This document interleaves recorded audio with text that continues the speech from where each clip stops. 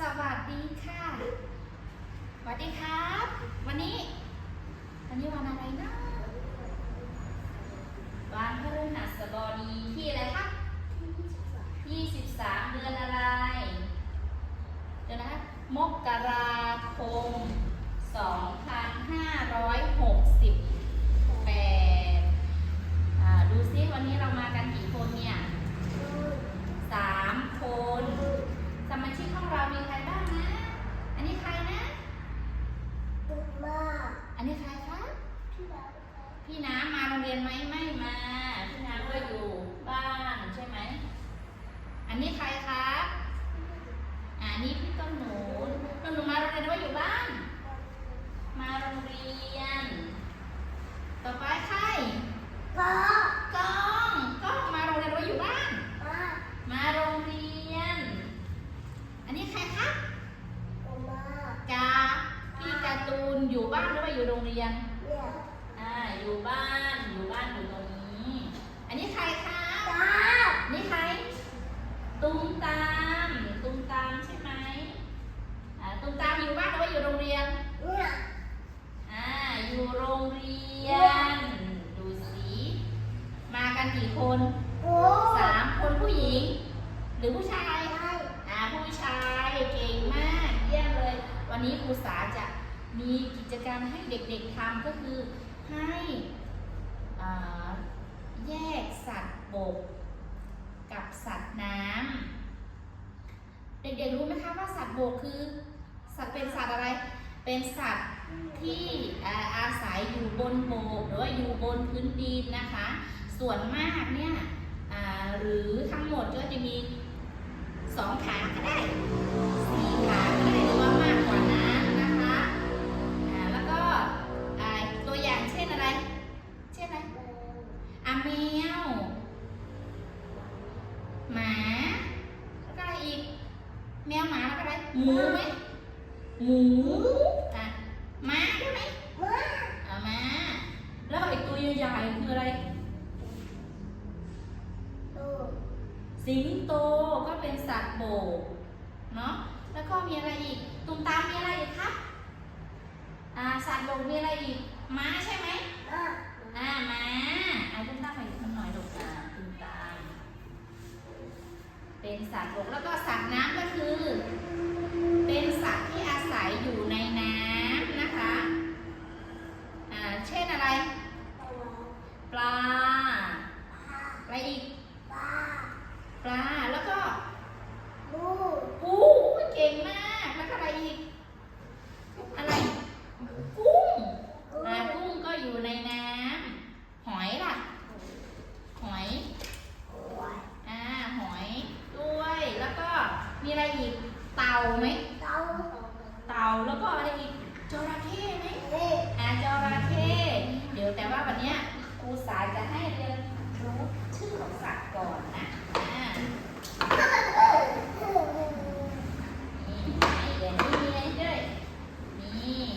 ถ้าเป็นเนี่ยเห็นไหมสัตว์บกก็จะเป็นสีเขียวเนี่ยนะคะถ้าเป็นสัตว์น้ำก็สีชมพูแต่ว่าตอนนี้เรียนรู้เรื่องอันนี้ก่อนรู้จักสัตว์ต่างๆก่อนอันนี้อะไรครับอันนี้ปลาดาวเป็นสัตว์น้ำหรือว่าสัตว์บกน้ำอะไรนี่อะไรช้างอันนี้อะไรครับตุ้มตามช้างเป็นสัตว์บกว่าสัตว์น้ำเข็มค่ะ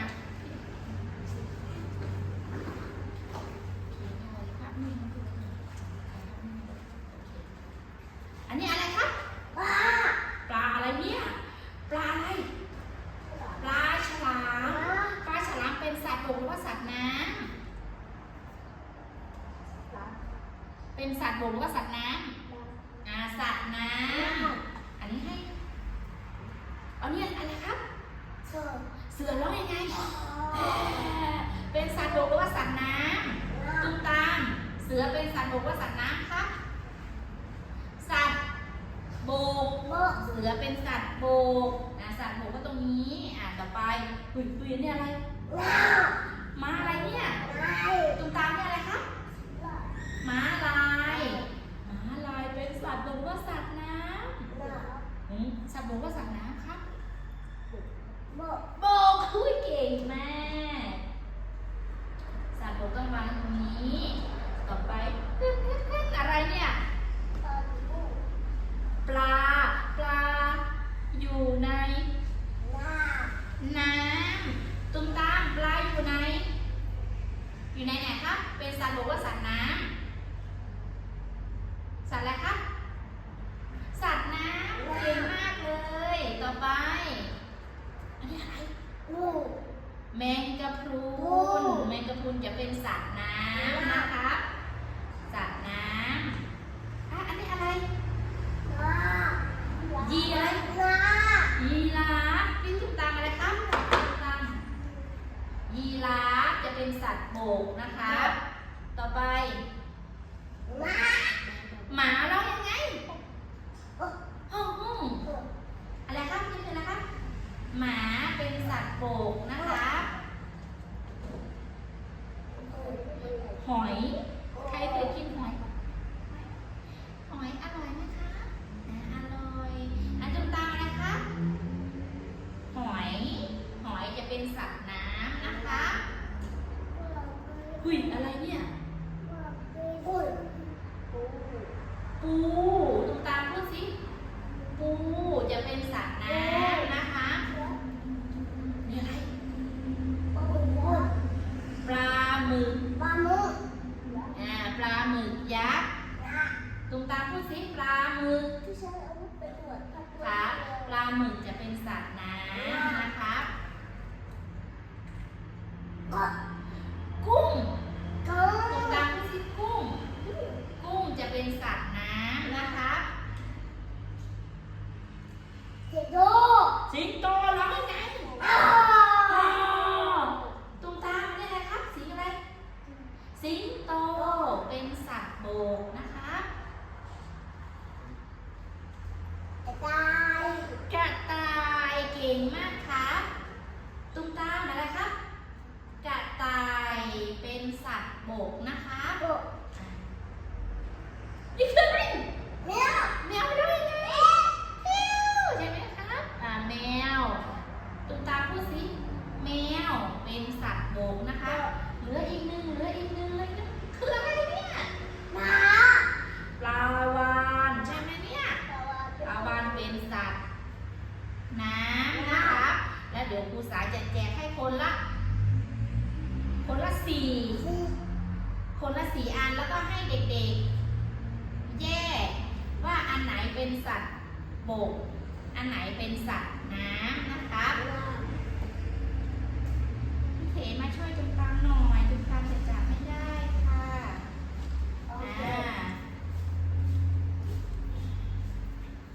อันนี้ให้ตุ้มตามก่อนพี่เขมาช่วยตุ้มตามแจกคนละ4 อันก่อนนะลึบ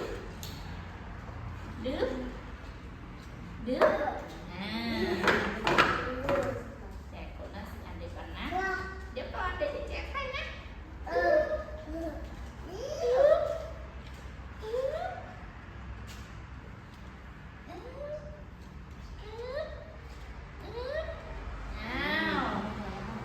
ใครจะทำก่อนเอาทำด้วยกันแต่ว่าให้ทำทีละ1 อันก่อนเนาะอันนี้เริ่มที่กล้องก่อนเนาะกล้องหยิบมา1 อันบอกเพื่อนว่ามันคืออะไรครับกุ้งเป็นสัตว์บกหรือว่าสัตว์น้ำสัตว์น้ำเก่งมากต่อไปตุ้มตามครับตุ้มตามหยิบมา1 อันบอกเพื่อนด้วยมาได้อะไรครับตุ้มตามได้อะไรครับมีตัวอะไรครับปลาอะไรครับปลาอะไรเก่งปลาวาฬเป็นสัตว์บกหรือว่าสัตว์น้ำครับสัตว์บกหรือว่าสัตว์น้ำครับสัตว์อะไรปลาวาฬเป็นสัตว์อะไรครับสัตว์น้ำอันไหนสัตว์น้ำดูสิสังเกตดูวางเลยใส่เข้าไปต่อไปพี่ต้นหนูหยิบมา1 อันครับบอกเพื่อนด้วยว่ามันคืออะไรสิงโตเป็นสัตว์บกหรือว่าสัตว์น้ำครับ กสัตว์บกต่อไปกล้องหยิบมา1 อันอะไรครับบอก ป ว่า ลา ปลาเป็นสัตว์บกหรือว่าสัตว์น้ำ ปลา เก่งมากนี่ดูสังเกตดูสิ โอ้โห โอ้ no โอ้ my god เอาแล้ว ต่อไปบอกเพื่อนๆได้อะไรครับ รูปอะไรครับกะอะไร กะอะไรกะต่าย สัตว์ เป็นสัตว์บกหรือว่าสัตว์น้ำครับ น้ำ สัตว์บก สัตว์อะไรครับ กระต่ายสัตว์บกกระต่าย อ่า เป็นสัตว์บก กระต่ายเป็นสัตว์บกนะคะ เพราะว่ากระต่ายอยู่บนบกหรือว่าอยู่บนพื้นดิน ต่อไป พี่ต้นหนุนได้อะไรครับ บอกเพื่อนๆสิได้เสือ เสืออยู่บนบกว่าในน้ำบนบกต่อไป ก็ กล้องได้แล้วครับ น้ ม้าลายม้าลายร้องยังไง ำ ใช่ไหมเป็นสัตว์บกว่าสัตว์น้ น้ ำม้าลายอยู่ในน้ำหรือว่าอยู่บนบก ำลูก บกโอเค อันไหนบนบกอันไหนบนบก เหยียบไหมบนบกฝั่งนี้สีเขียวนะครับ น้ เดี๋ยวก่อนรอคิวก่อนต่อไปตุ้มตามครับ ตามอันนี้รูปอะไรครับ รูปอะไรครับบอกเพื่อนๆสิ อะไรรูปอะไร ปู ปูอยู่บนบกหรือว่าในน้ำให้กล้องช่วยตอบ ปู ำลูก อยู่ที่ไหน น้ น้ำเก่งมาก ใส่นี่ ช่วยกันต่อไป ต่อไปพี่หนุนอะไรครับ ปลาดาวดังๆหน่อย ปลาดาวเป็นสัตว์บกหรือว่าสัตว์น้ำ สัตว์น้ำเก่งมาก ต่อไปใครต่อเนี่ย ำ หนู ก็ กล้อง จ้า ช้างร้องยังไง เป็นเก่งมากเลย สัตว์บกว่าสัตว์น้ำ น้ สัตว์บกว่าสัตว์น้ำเอาไหม ำ สัตว์บกหรือว่าสัตว์น้ น้ สัตว์น้ำหรือว่าสัตว์บก ำ ช้างอยู่บนบกหรือว่าในน้ำ ำ โอเค ช้างอยู่บนบกนะคะ เป็นสัตว์บก เป็นสัตว์บกนะคะ ลูก ช้างเป็นสัตว์บก ลูก